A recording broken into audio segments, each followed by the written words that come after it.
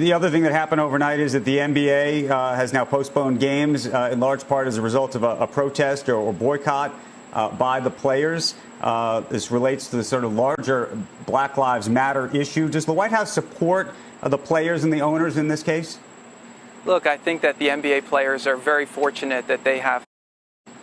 Jared, the other thing that happened overnight is that the NBA has now postponed games in large part as a result of a protest or boycott by the players. This relates to the sort of larger Black Lives Matter issue. Does the White House support the players and the owners in this case? Look, I think that the NBA players are very fortunate that they have the financial position where they're able to take a night off from work without having to have the consequences to themselves financially. So they have that luxury, which is great.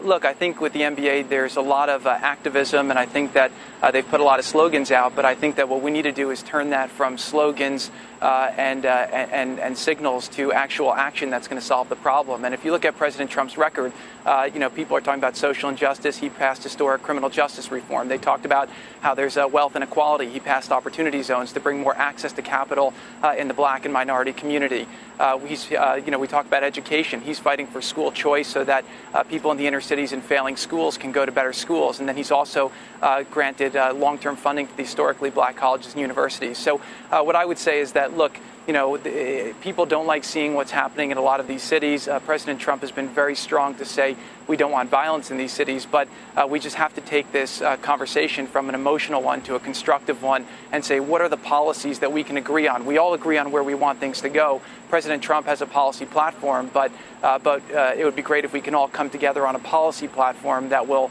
lead forward and actually start executing. And you'll hear President Trump talk about that tonight and on the campaign, which is that a lot of people in Washington have failed these inner cities for a long time. And quite frankly, as a former Democrat, Andrew, we know each other from New York. I was a Democrat, too. Yep. But coming to Washington, and now that I'm a Trump Republican, I do feel like the Democrats have run these cities for a long time, and you have nothing but failure and broken promises.